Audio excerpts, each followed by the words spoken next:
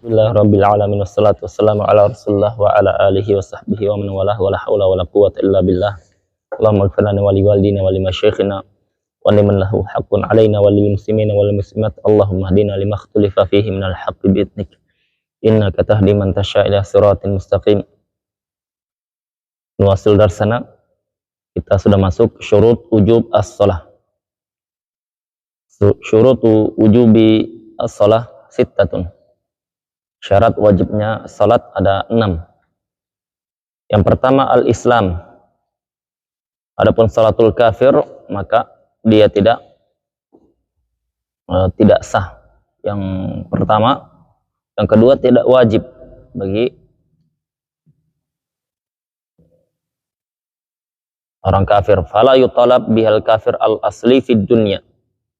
Ya, tidak dituntut orang kafir yang asli kafir, bukan murtad, di dunia. Ya, dia tidak wajib di dunia. Kenapa? Li'adam sihhatiha minhu, karena tidak sah salatnya. Tidak sah salatnya. Tapi apa? Tapi kalau dia murtad, dia dari Islam, keluar dari Islam, ya, maka dia diwajibkan. Ya. Maka dia diwajibkan. Artinya ketika seorang yang Islam kemudian dia keluar dari agamanya, ya selama 5 tahun misalkan, kemudian dia kembali lagi ke Islam, maka 5 tahun tersebut wajib dia qadha kalau murtad. Kenapa? Karena dia sudah pernah Islam dan dia berlaku hukum Islam padanya meskipun setelah dia keluar. Karena dia sudah tahu kebenaran dan dia meninggalkannya dengan sengaja, maka dia diberikan iqab, diberikan tahdid, ya, diberi ancaman, diberikan hukuman agar dia bertaubat, ya, agar dia diampuni dosa-dosanya. Dia diberikan tadi, disuruh perintahkan untuk qadha 5 tahun, dia 5 tahun. Tapi kalau misalkan dia murtad gara-gara diperintahkan untuk qadha, wajib, kita katakan karena dia diperintahkan wajib qadha, maka dia tidak mau masuk Islam, dia tidak kembali ke Islam, maka kita katakan dalam Islam dipenggal lehernya. Ya, dalam Islam dipenggal lehernya. Sekarang aja itu murtad ini banyak sekali, tidak ada yang peduli, tidak ada yang urusi. Di zaman Islam orang yang murtad diajak kembali masuk Islam, taubat, kembali ke Islam. Kalau tidak mau, dipenggal lehernya. Ya. Kalau dia sudah masuk Islam, diperintahkan untuk qadha puasanya, qadha salatnya. Ya, meskipun dia sudah berpuluh tahun. Ya. Jadi dia qadhanya tidak mesti dia harus dia salat terus. Ya. Tidak. Ya, dia bekerja, dia tetap salat, dia qadha. Tapi apa? Tapi kita katakan harus dia wajib mengqadha semua yang ditinggalkan. Itu murtad. Nah, jadi selagi dia belum muslim, dia belum wajib. Ya, kalau dia sudah masuk Islam, meskipun setelahnya keluar, tetap wajib hukumnya. Yang kedua, wal bulugh, syarat wajibnya. Ya. Ini bukan syarat sah, ini syarat wajib. Syarat wajib ini artinya ketika terpenuhi syarat ini dia wajib, meskipun terkadang belum sah salatnya. Wal bulugh, dia balik. Ya, balik itu ada 3 kondisi. Ya, ada 3 kondisi. Yang pertama, dia ihtilam, ya, bagi laki dan perempuan, mimpi basah. Nah, mimpi basah bagi laki dan perempuan. Dulu baliknya Saban dengan apa? Antum mimpi basah atau enggak? Enggak? Kering? Enggak tahu juga. Itu yang pertama ya. Yang kedua, haid bagi wanita, khusus bagi wanita. Yang ketiga adalah tamamu khamsata asyara sanah, yaitu 15 tahun genap, sempurna, hijriyah. Jadi kalau misalkan dia tidak ihtilam, tidak juga haid, maka ditunggu sampai usia 15 tahun. Meskipun dia belum haid, belum ihtilam, belum mimpi basah, maka dia sudah balik. Fala tajibu 'ala sabi, tidak wajib bagi yang belum balik, yang dia masih belum balik. Akan tapi bagi yang dia sudah mumayyiz, maka diwajibkan bagi orang tuanya memerintahkan anaknya. Ini pahami, setiap orang tua diwajibkan memerintahkan anak yang sudah mumayyiz, yang dia usia 7 tahun. Yang sudah mumayyiz udah 7 tahun. Kriterianya 2 ini. Kalau sudah terpenuhi, wajib bagi setiap orang tua, bapak atau ibunya, dia memerintahkan anaknya. Anaknya wajib sholat atau tidak wajib, tapi wajib diperintahkan. Ya, bukan hanya sholat, berlaku semua ahkam yang dia hukumnya wajib. Seperti anak wanita wajib diperintahkan menggunakan jilbab, satar aurah, menutup aurat. Ya. Kalau bulan Ramadan wajib diperintahkan puasa. Anaknya tidak wajib, anaknya lakukan atau tidak, itu bukan urusan kita. Ya, tapi kewajiban orang tua memerintahkannya. Ya, kewajiban setiap waktu. Ya, zuhur diperintahkan, asar diperintahkan, maghrib diperintahkan, setiap waktu. Ya, maka apa? Maka kalau dia tinggalkan perintah tersebut, maka dia meninggalkan kewajiban dan berdosa dia. Ya, berdosa bagi orang tua yang dia tidak memerintahkan anaknya yang sudah terpenuhi 2 kriteria ini. Ya, yang pertama dia mumayyiz, yang kedua dia genap 7 tahun. Mumayyiz itu apa? Kondisi di mana seorang anak dia bisa melakukan hajahnya yang mudah sendirian tanpa bantuan orang lain. Seperti makan, minum, ya, buang air kecil, pakaian sendiri, itu dia bisa lakukan sendiri. Itu sudah mumayyiz namanya. Ya. Tapi kalau dia sudah mumayyiz, tapi belum usia 7 tahun, tidak wajib orang tuanya. Tidak wajib. Meskipun sudah usia 7, meskipun dia sudah mumayyiz, tapi belum 7 tahun. Ya. Atau dia sudah 7 tahun, tapi belum mumayyiz. Ya, tapi belum tamyiz, maka dia belum wajib. Harus dua-dua ini terpenuhi. Nah, karena ada tamyiz yang usia 8 tahun. Jadi di hadis itu, muru auladakum bis salati wahum ibn sab'in. Perintahkan anakmu untuk salat dan mereka itu usia dalam keadaan 7 tahun. Yaitu apa? Itu kata para fuqaha Syafi'iyah, in balagha at-tamyiz. Kalau dia sudah mencapai masa tamyiz. Kalau belum, maka apa? Maka ditunggu sampai mumayyiz, usia 8 tahun misalkan, atau 7 tahun setengah. Patokannya dia terkumpul dua tersebut. Nah, kalau dia usia 7 tahun dia diperintahkan sampai usia 10 tahun. Ya. 7, 8, 9, 10. Dari usia 7 tahun ke 8, ke 9, 10. 3 tahun. Usia 10 tahun, ketika 7 tahunnya sudah tamyiz, diperintahkan sampai usia 10 tahun. 3 tahun diperintahkan itu. Ya. Usia 10 tahun genap hijriahnya, tidak dia sholat, dipukul dia. Yudrab, dipukul dengan darbu at-ta'dib. Ya, dengan pukulan yang mengajarkannya adab kepada Allah Subhanahu wa taala, bukan disiksa, ya. Tidak disiksa, tidak boleh sampai melukai. Ya, dipukul dengan apa? Dengan ambil sapu lidi, dipukulkan, tapi tidak sampai menyiksa, ya. Tidak sampai membuat berdarah, tidak sampai membuat memar, ya. Nah, karena ini dia agar dia itu paham bahwasanya saya sedang melakukan hal yang dilarang dalam agama. Jadi dia tahu. Kalau dibiarkan seperti kondisi kaum muslimin kebanyakan, sulit sudah. Kalau sudah lewat usia 10 tahun, sulit sudah itu. Ya, sulit. Kita paksa, iya, ketika dia takut dengan kita. Tapi kalau sudah dia berani, dia sudah kuat, bisa di smackdown-nya orang tuanya, bisa dilawannya, ya. Nah.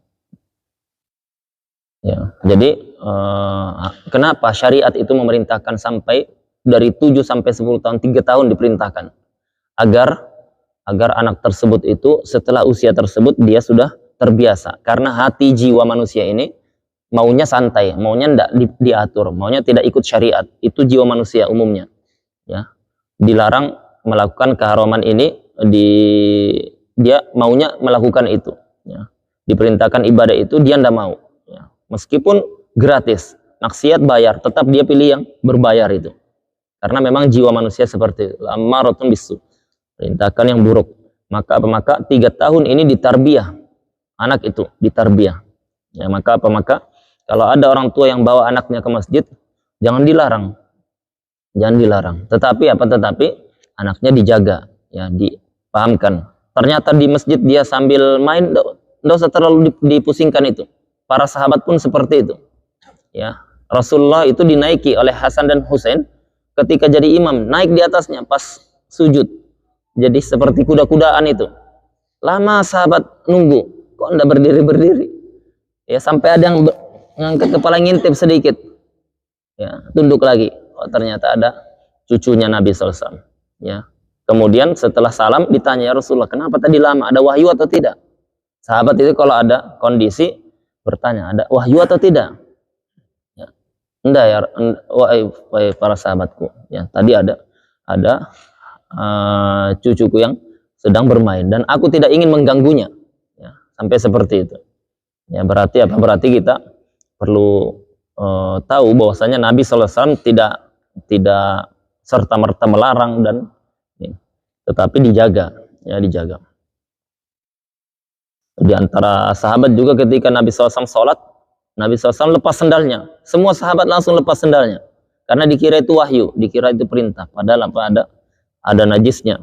Dikabarkan Jibril kepada Nabi SAW. Nah.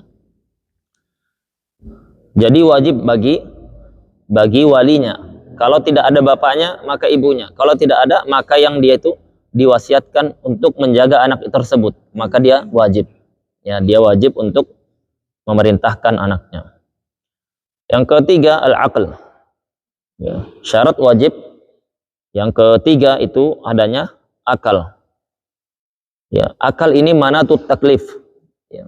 Jadi seseorang dia tidak dibebankan syariat kalau dia tidak punya akal. Ya. Semua syariat tidak diwajibkan kalau dia tidak punya akal. Mau sholat, mau puasa, termasuk zakat. Ya, termasuk zakat.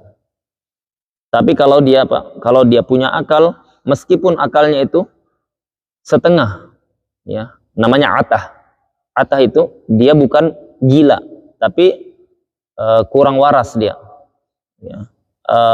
Stres atau blow on, apa namanya itu ya, yang dia kalau kita bicara dengan dia sering dan nyambungnya. Tapi Tapi dia paham, ya. Dia paham di depannya ada jurang, tahu dia. Ya, ini makanan ndak bagus, basi, tahu dia. Ya. Nah, itu atah, ma'tuh.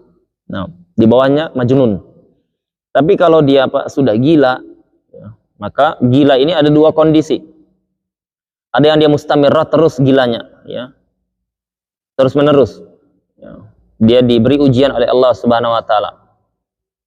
Ada yang kedua yang dia itu mutaqatti'ah, terputus-putus. Ya. Setiap 2 jam kambuh dia, gila, tidak ada akalnya. Ya, tidak ada akalnya.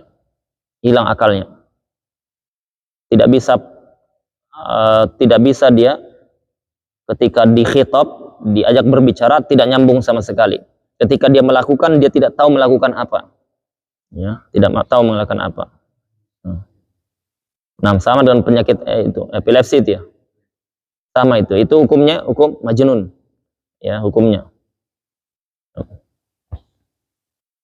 Nah, sama dengan orang pingsan. Orang pingsan itu sama hukumnya.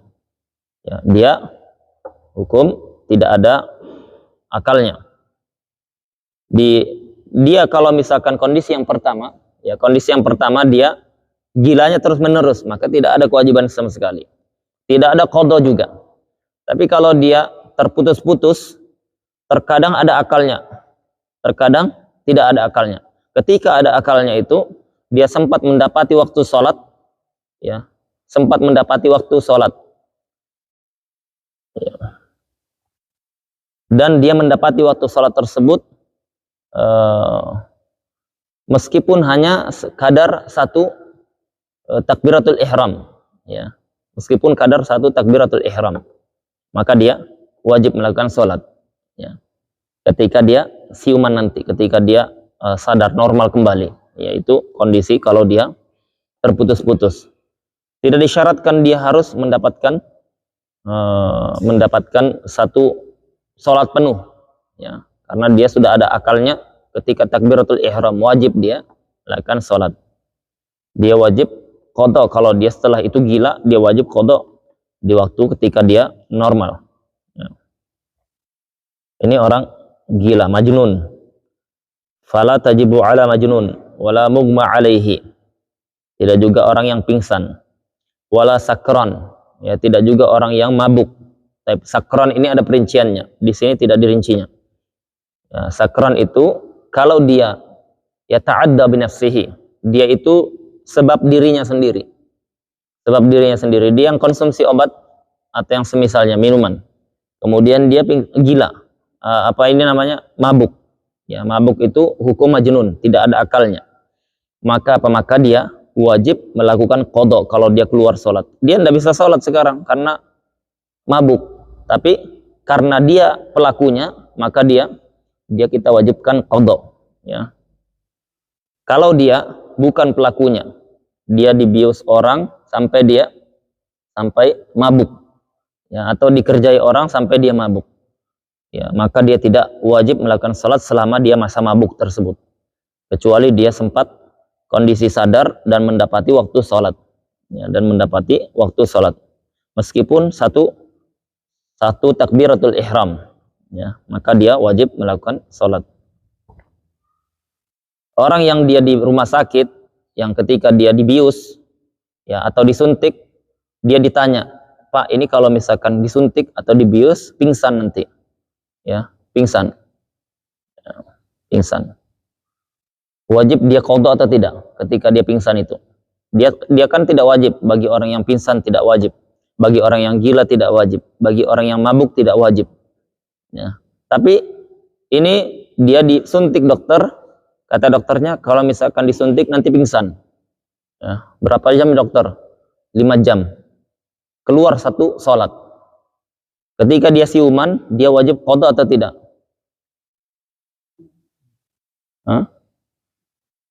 Wajib qadha. Ya, karena itu masuk bagian dari izinnya dia. Ya, dia izinkan itu, berarti dia tahu konsekuensinya, wajib qadha. Ya, jadi kalau dia sebab dirinya sendiri pingsan ataupun sakran ini, mabuk ini, maka dia wajib melakukan qadha. Ya, dikatakan di sini wala qadha ala ghair muta'addi minhum. Tidak ada wajib qadha bagi yang tidak sengaja. Ya. Termasuk orang gila. Ya, gara-gara dia stres, diputus pacarnya, kalah itunya piala dunianya, dia hantukan kepalanya. Gila dia, ya. Sampai dia gila. Ya. Itu banyak orang stres itu. Kalau di Jepang itu ndak ranking 1 atau ndak berhasil penelitiannya, gila dia. Ya, ada bunuh diri. Ya, itu kalau tidak ada iman, ya. Tidak ada iman. Ada yang dia ndak ada penghasilannya atau berkurang penghasilannya, biasanya kaya kemudian jadi miskin, stres, gila dia. Ini orang yang tidak ada iman, ya. Karena dia terbiasanya dengan dunianya, ya. Maka orang yang dia tidak sengaja tidak qadha. Kalau sengaja dia qadha, ya. Seperti tadi dihantukan kepalanya sampai dia gila, dia wajib qadha, ya. Nah, kalau dia tidak sengaja, maka dia tidak wajib qadha. Kecuali apa? Kecuali disebutkan di muqaddimah, di sini tidak. Kalau orang gilanya murtad, wajib qadha tetap. Ya. Bagaimana gambarannya?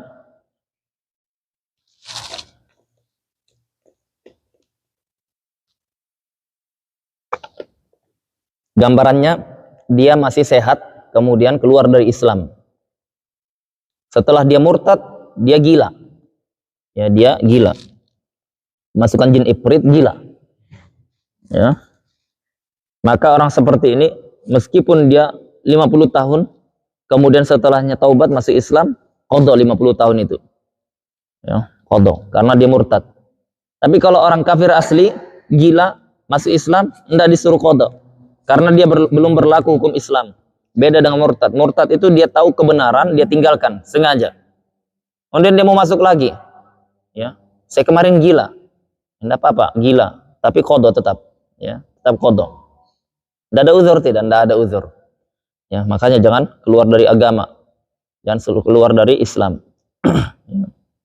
Nah, makanya dalam syariat itu kalau bermain-main soal agama itu diberikan ancaman lebih, diberikan hukuman lebih dia. Karena orang seperti ini main-main dia.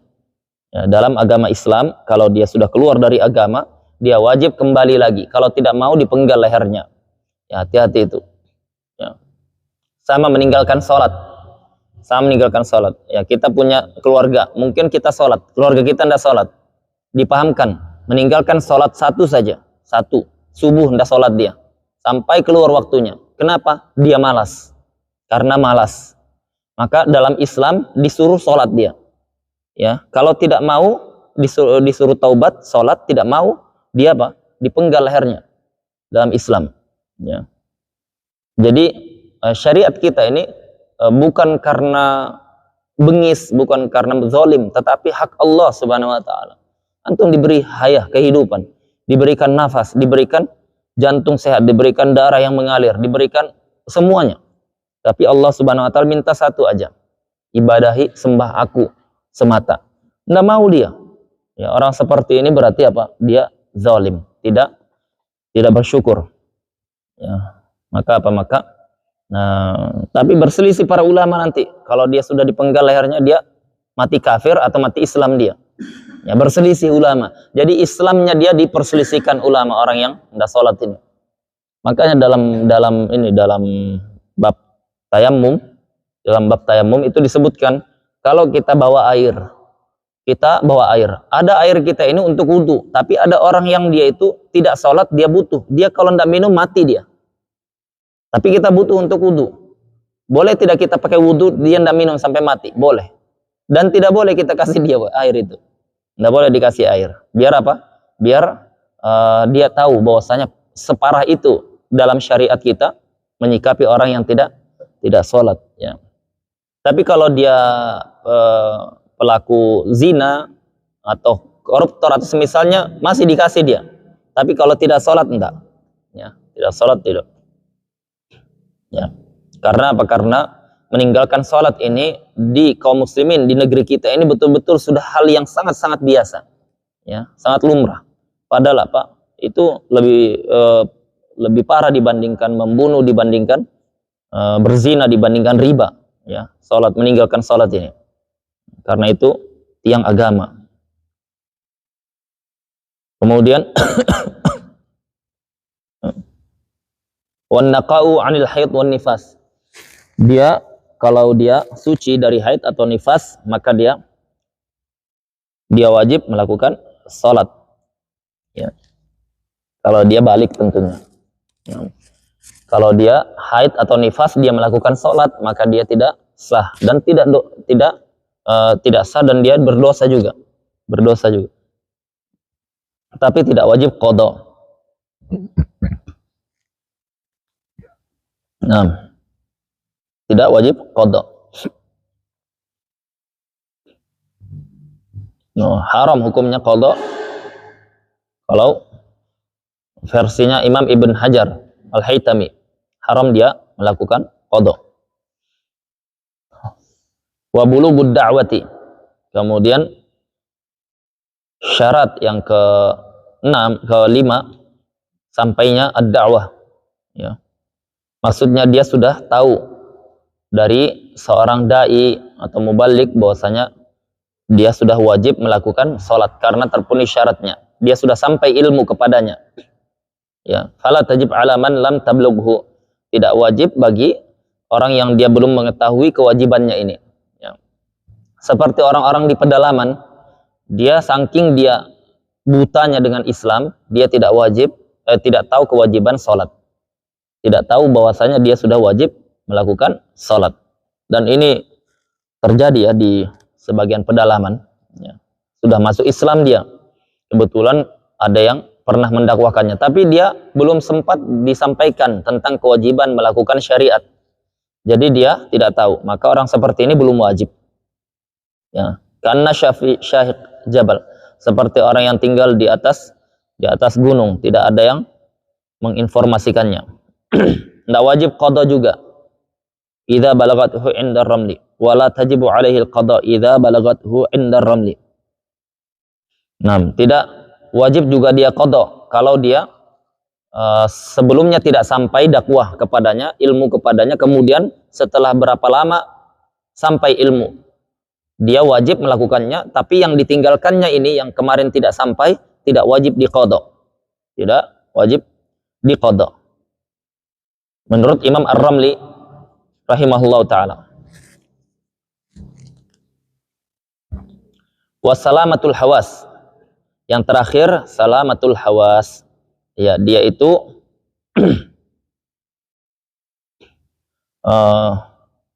dalam kondisi sehat, ya. Anggota indranya, panca indra itu yang dibutuhkan adalah mata dan telinga. Ya, yang dibutuhkan adalah mata dan telinga. Kalau dua-duanya ini tidak ada, maka dia tidak wajib. Karena dia tidak bisa melihat kapan waktu sholat, tidak bisa mendengar juga kapan waktu sholat. Kalau dua-duanya tidak ada. Ya. Adapun kalau dia buta, maka dia bisa mendengar. Atau dia tuli, dia bisa melihat. Maka dia masih bisa. Karena berkaitan dengan waktu masuknya sholat. Bagaimana dia mau diwajibkan kalau dia tidak tahu kapan waktunya sholat? Ya, dikasih tahu tidak dengar, ditunjukkan tidak lihat, maka tidak wajib. Nah, ini kondisi jarang ya, jarang kan ada orang buta juga bisu, ya.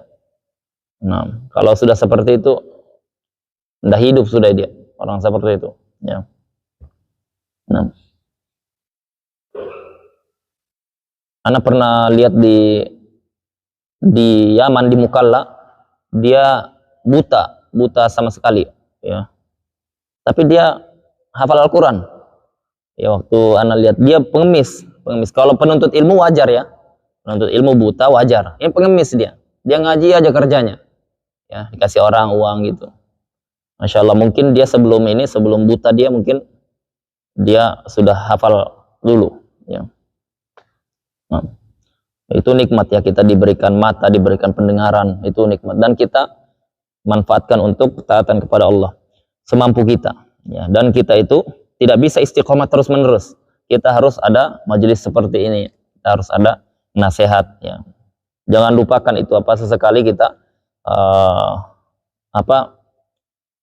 baca tentang negeri akhirat, ya, baca tentang tazkiyatun nufus, ya. Jangan kita belajar dengan melupakan yang perkara-perkara seperti itu, ya, karena berbahaya, bisa kita hilang, ya, karena hati kita ini sifatnya mudah goyah, mudah berbolak-balik dia, ya.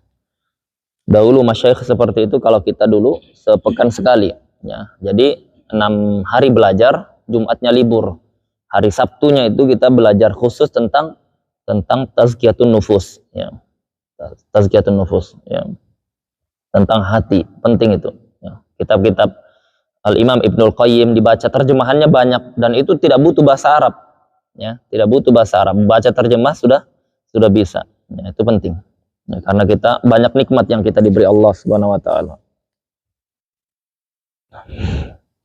Wala qada alaihi idza raddat alaihi hawasu, ya, dan dia tidak qada kalau dia setelah berapa lama dia sembuh, matanya kembali atau telinganya mendengar, tidak wajib dia qada. Sama seperti nifas, sama seperti haid. Nah, karena itu bukan keinginannya, ya, karena itu bukan keinginannya sendiri. Yang selanjutnya arkanus shalah.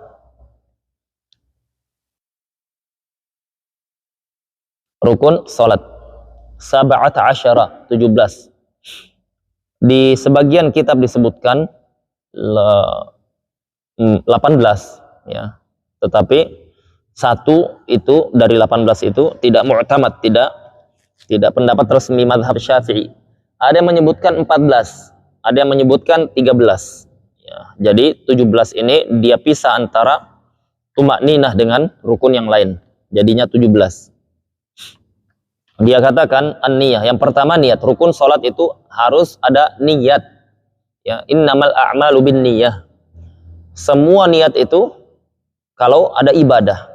Kalau dia tidak ada ibadah, tidak ada niat. Jadi niat itu tujuannya untuk membedakan ibadah dengan kebiasaan. Ya, orang yang dia mandi tanpa niat, maka dia kebiasaan, berarti ada, perkara mubah. Tapi kalau dia niatkan jadi ibadah. Orang yang dia tidak makan, tidak minum, kalau dia tidak niat, maka tidak bernilai ibadah. Tapi kalau diniatkan jadi ibadah. Niat itu rukun, ya. Niat yang dimaksud ini adalah yang dia di dalam hatinya. Yang di dalam hatinya. Yaitu rukun. Ketika seseorang dia sholat masuk, tanpa hadir sama sekali di dalam hatinya niat, maka tidak sah. Ada tidak orang dia sholat, tidak ada niat? Ya, sehingga tidak sah sholatnya. Bisa tergambar atau tidak? Bisa. Ya, bisa sekali. Ya, dia ketika sholat, Allahu Akbar, dia ingatnya apa? Ingat bisnis, ingat utang, ingat piala dunia, ingat film Korea, ya, Allahu Akbar. Tidak ada sama sekali hadir dia sholat apa ini. Pas sudah ruku baru, tadi sholat apa ya? Baru dalam hatinya hadir. Nah, ini tidak sah, ya, tidak sah. Dan niat itu dia harus 3 kriteria yang dia niatkan dalam hatinya. Yang pertama, qasdus sholah, mau sholat. Ya, mau sholat, qasdus sholah, mau sholat. Dia tahu gerakan yang dia lakukan, takbiratul ihram ini sedang mau sholat. Yang kedua, al-fardiyah, ya, fardu. Ya, kalau dia sholat fardu, dia meniatkan sholat fardu. Yang ketiga, harus ada ta'yin, diperjelas sholatnya apa. Fardu banyak, ya. Zuhur, asar, maghrib, isya, subuh, ya, 3 ini. Kalau dia kondisi mukim, tidak sedang safar, ya, tidak sedang safar. Kalau dia sedang posisi safar dan dia mau melakukan jamak, maka dia tambahkan yang keempat, ya, wajib dia meniatkan jamak. Tetapi bedanya nanti ketika dia mau meniatkan jamak, tidak wajib di awal takbiratul ihram. Tapi kalau yang 3 ini wajib di awal takbiratul ihram. Ya. Jadi kalau kita niat sholat fardu zuhur itu wajib ketika takbiratul ihram. Allahu Akbar. Ya, ketika dia membuka mengucapkan Allahu Akbar, itu hadir 3 ini. Ya. Kemudian dia letakkan tangannya. Itu harus ada ketika di takbiratul ihram. Tapi kalau dia mau jamak, ya, maka niat jamak ini ketika dia rakaat pertama selesai, di rakaat kedua dia mau niat jamak, boleh, ya, dia sah. Ya, tapi yang 3 ini tidak boleh. Dia rakaat pertama tidak ada hadir sholat apa, sholat zuhur atau asar, tidak ada, cuman sholat saja, maka tidak sah. Ya, maka tidak sah. Dia harus ada hadir 3 niat tadi di takbiratul ihram. Nah, tapi kalau niat jamak, dia tidak disyaratkan harus di takbiratul ihram. Meskipun di akhir rakaat dia niatkan mau jamak, ya, mau jamak. Khawatirnya nanti tidak sempat lakukan sholat, maka dia sah. Yang kalau dia posisi musafir, atau dia mau jamak, mau dia jamak plus qasar, maka tambahkan yang kelima, niat jamak plus qasar, ya. 6.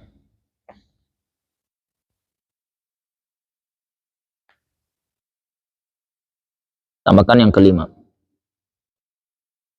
Tapi kalau qasar ini wajib di awal. Kalau jamak tidak wajib di awal. Kalau qasar wajib di awal, ya. Karena dia tidak tahu kita ini, dia mau 2 rakaat atau 4 rakaat. Yang menentukan niat di awal. Kalau niat di awalnya niat fardu sholat zuhur qasran dalam hatinya, maka dia boleh qasar. Kalau dia niat fardu zuhur qasarnya tidak ada, nanti pas rakaat kedua qasar dia niatkan, tidak boleh dia qasar. Ya, karena apa? Niat qasar harus di takbiratul ihram. Ya. Nah, harus ada dia ketika takbiratul ihram atau sebelumnya. Nah, atau sebelumnya. Baik. Itu apa itu? Perkara niat. Ya. Ini yang rukun adalah rukun salat, ini yang dimaksud adalah rukun di dalam hatinya. Dia niatkan. Ya. Adapun melafatkan niat ini, dia usolli fardhu az-zuhur 4 rakaat lillahi ta'ala atau mustaqbilal qiblah lillahi ta'ala, maka ini di dalam mazhab Syafi'i itu disunnahkan, ya, termasuk perkara yang dia disunnahkan dalam mazhab Syafi'i. Tetapi dia kalau berselisih, berbeda antara yang di hati dengan yang dilafatkan, yang jadi patokan adalah yang di hati, ya, yang di hati. Ya. Dan ini mazhabnya jumhur ulama, ya, 3 mazhab melafatkan ini disunnahkan, ya, selain mazhab Maliki, sisanya mensunnahkan. Mazhab Hanafi, mazhab Hambali juga, mazhabnya Imam Ahmad, ya. Kalau Al-Imam Ibnu Qudamah menyebutkan itu di kitab Mughni beliau bahwasanya ini termasuk disunnahkan. Bahkan Ibn Taimiyah rahimahullah taala menyebutkan bahwasanya adapun dalam masalah melafatkan niat itu qaulani masyhuran. Ada 2 pendapat masyhur di kalangan ulama. Ada yang mensunahkannya, ada yang mengatakan tidak disunnahkannya. Ya. Tetapi mazhab arba'ah itu tidak ada yang mengatakan itu perkara bid'ah. Mazhab arba'ah, imamnya itu tidak ada yang mengatakan bid'ah. Yang mengatakan bid'ah itu belakangan. Ya, yang mengatakan bid'ah melafatkan itu belakangan, bukan a'immah. Ya, itu perlu dipahami.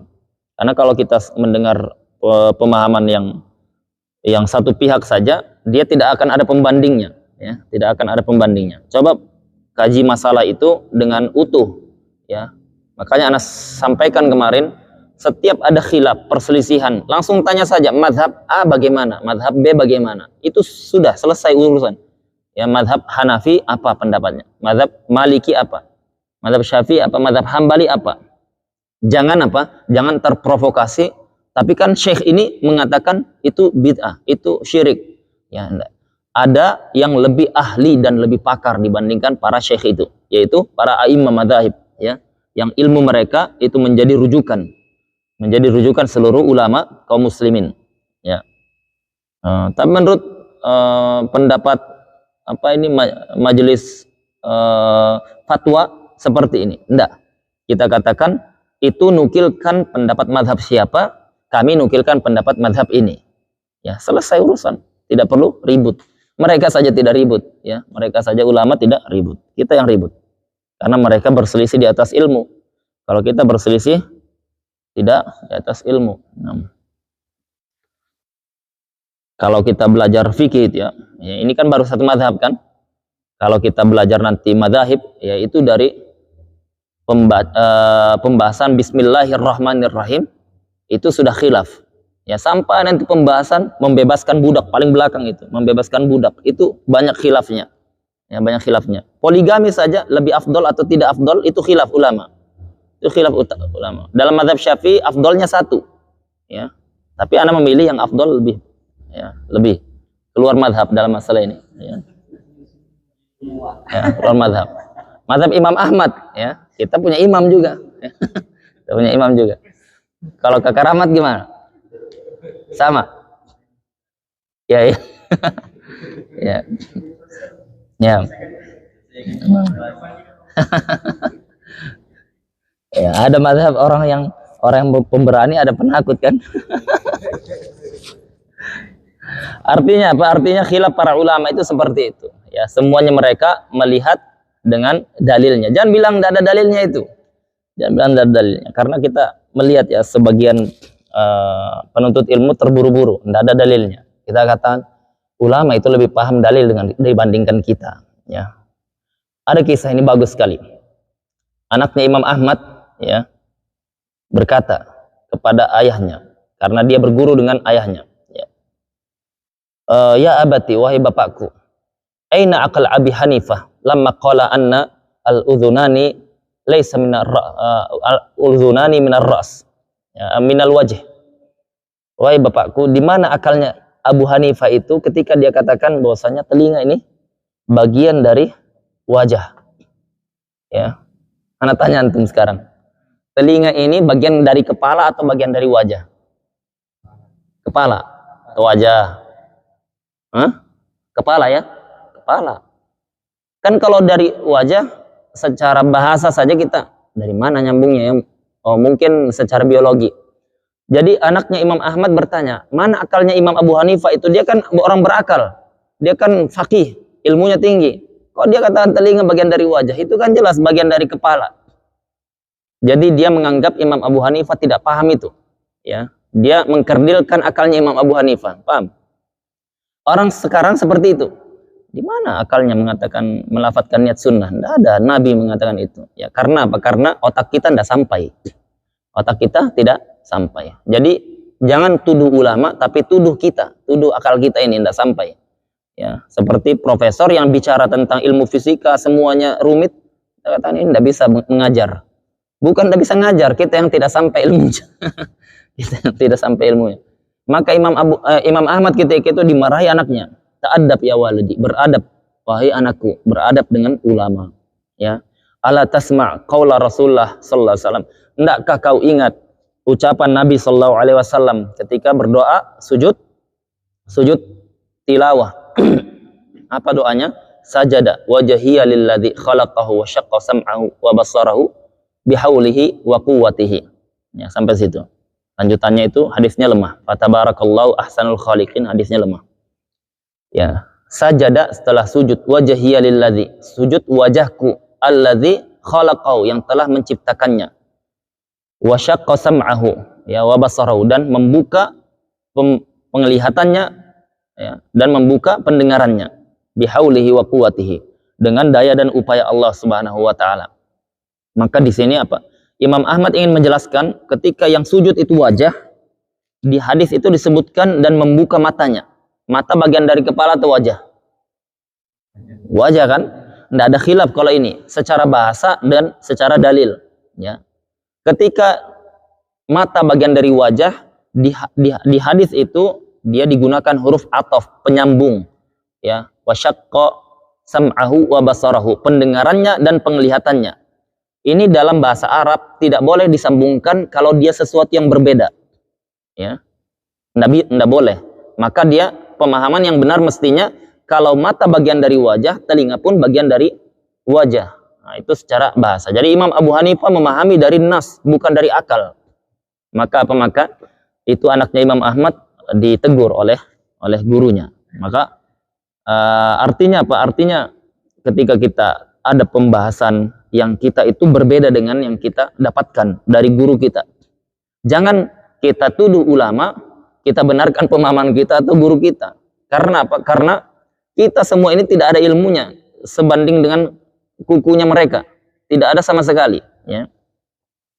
Kalau kita boleh fanatik, kita fanatik dengan mereka. Ya. Apa kata Imam Ahmad? Qaulu Syafi'i hujjah baini wa bainallah. Imam Ahmad itu Imam Ahmad loh. Dia pakarnya hadis. Kata Imam Abu Zur'ah, abuka, dia bilang dengan Abdullah anaknya Imam Ahmad, abuka bapakmu yahfadzu alfi hadis. Bapakmu itu hafal 1000 kali 1000 hadis. 1 juta. Ya, bapakmu hafal 1000 kali 1000, 1 juta. Imam Ahmad itu ditanya, ya, hal yufti rajulun, apakah boleh seorang fatwa wa indahu mi'ah alf hadis, dia punya 100.000 hadis. Dia punya 100.000 hadis ini. Dia boleh fatwa? Kata Imam Ahmad, tidak boleh. Ya. 200.000 hadis, tidak boleh. 300.000 hadis, tidak boleh. 400.000 hadis, Imam Ahmad mengatakan wa asyara biyadihi hakadza, tidak boleh. Jadi sampai 400.000 hadis tidak boleh fatwa. Versi Imam Ahmad. Karena versi 400.000 hadis ini kacang aja menurut kami. Ya, karena dia hafal 1 juta hadis. Ya. Tapi kondisi Imam Ahmad sudah seperti itu. Apa dia katakan? Qaulu Syafi'i hujjah baini wa bainallah. Pendapatnya Imam Syafi'i itu hujjah antara aku dengan Allah, katanya.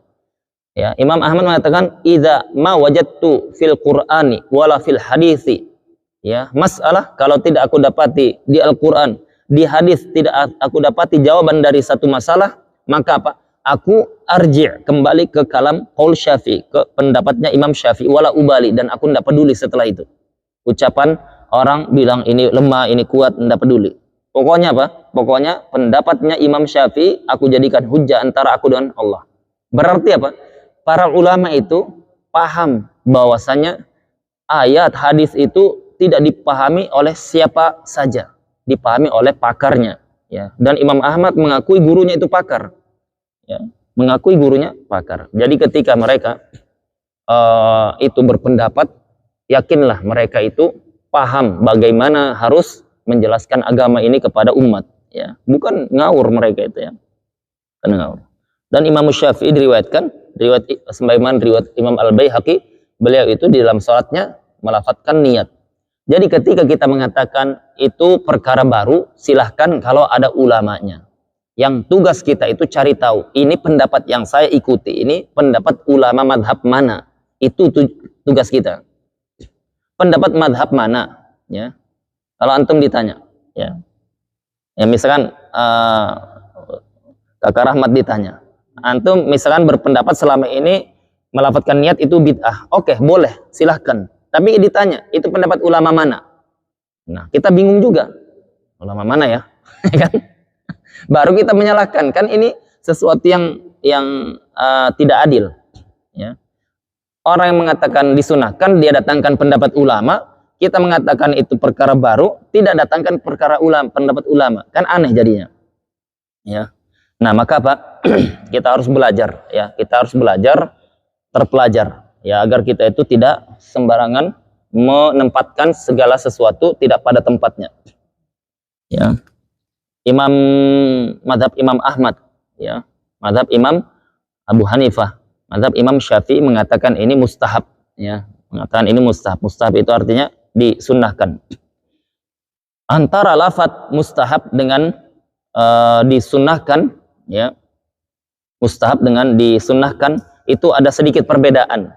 Mustahab itu biasanya disebutkan para ulama kalau dia itu tidak ada dalil secara sharih, secara jelas dari ayat atau hadis, tetapi dari ma'kulat, pemahamannya para fuqaha, dari apa? Dari riwayat-riwayat asar-asar yang ada. Ya, itu dipahami oleh mereka, keluarlah istilah mustahab. Jadi dia di bawahnya lafaz sunnah. Di lafaz sunnah. Kalau sunnah itu ada riwayatnya, ya, ada riwayatnya. Kalau dia tidak ada riwayatnya, tetapi pemahaman secara kaidah ilmu usul fikih, ilmu qawaid fikih itu sejalan, ya, tidak kontradiktif, maka mereka menggunakan lafaz atau istilah mustahab, ya, mustahab. Nah, ya, di dalam masalah melafadzkan niat ini. Dan ini satu lagi, ya, karena ini sering berulang. Sebagian orang itu gagal faham memahami mazhab Syafi'i, ya, memahami mazhab Syafi'i. Mereka mengatakan mazhab Syafi'i itu seolah-olah mewajibkan melafadzkan niat. Tidak ada yang mewajibkan melafadzkan niat kecuali satu saja dalam mazhab Imam Syafi'i, dan itu salah, ya. Abu Abdullah Az-Zubairi, saya ingat anak. Beliau itu yang dikritisi oleh Imamun Nawawi rahimahullah taala ketika dia mengatakan wajib melafadzkan niat. Ya, kata Imam An-Nawawi, akhta'a ba'du ashabina, keliru sebagian sahabat-sahabat kami ketika mereka itu mewajibkan lafaz niat, ya. Nah, sebagian orang gagal paham lagi memahami perkataan Imam Nawawi ini. Sebagian orang gagal paham gimana? Dia mengatakan bahwasanya Imamun Nawawi tidak mensunnahkan melafadzkan niat, ya, karena beliau mengingkari ulama Syafi'iyah yang mensunnahkan. Padahal yang diingkari apa? Yang mewajibkan. Imam Nawawi sendiri menukil bahwasanya tidak ada khilaf di kalangan kami bahwasanya melafadzkan niat itu mustahab, sunnah. Kemudian beliau membantah tadi. Adapun yang syadza, yang dia keluar, yang dia nyeleneh dari pendapat ini, ya, yang mewajibkan itu tadi beliau ingkari. Ya, jadi gagal paham sebagian orang itu menukil pendapat Imam An-Nawawi rahimahullahu taala. Nah, ini dalam masalah niat ya, artinya kita tidak perlu terlalu mempermasalahkan hal-hal yang memang para ulama itu sudah punya pendapat dalam masalah tersebut ya.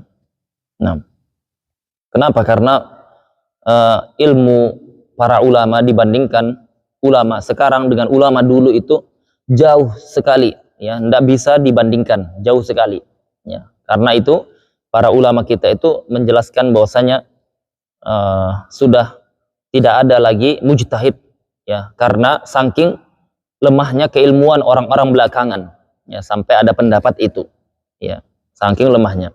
Semuanya para ulama semuanya dikumpulkan, ilmunya itu dibandingkan dengan Imam Nawawi seorang diri mungkin tidak sebanding, apalagi Imam Syafi'i. Maka ini harus kita pahami tentang pendapat para ulama itu di atas ilmu ya.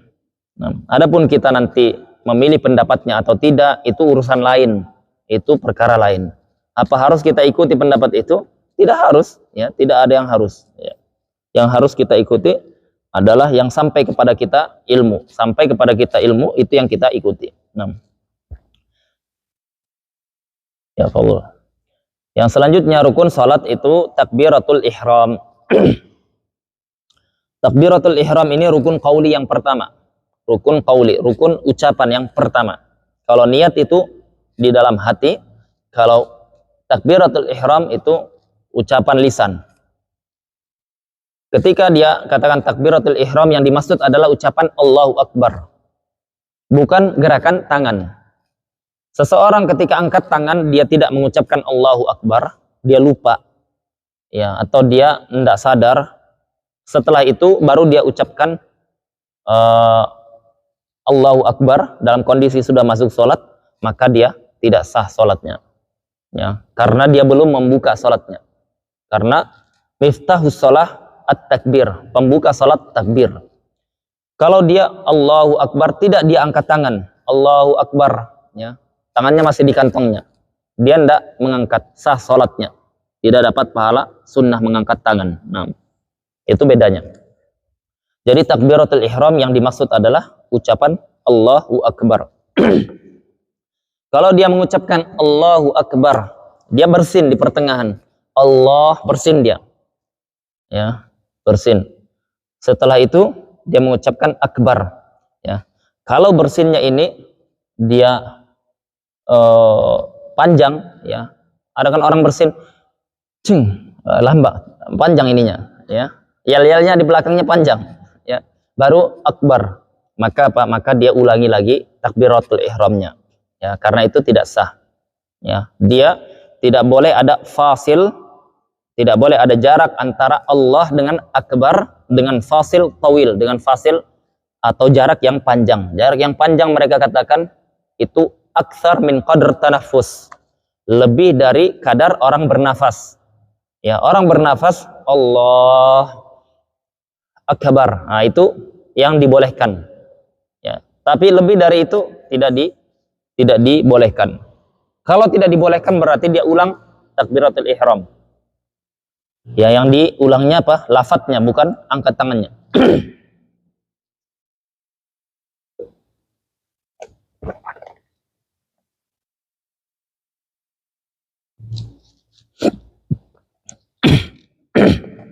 Di ya, di IAIN dulu boleh katanya mengatakan anjinghu akbar. Ya. IAIN.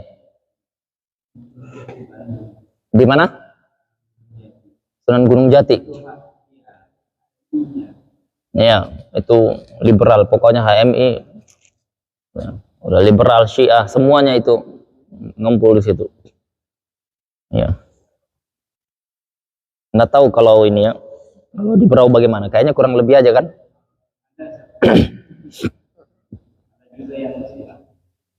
Iya.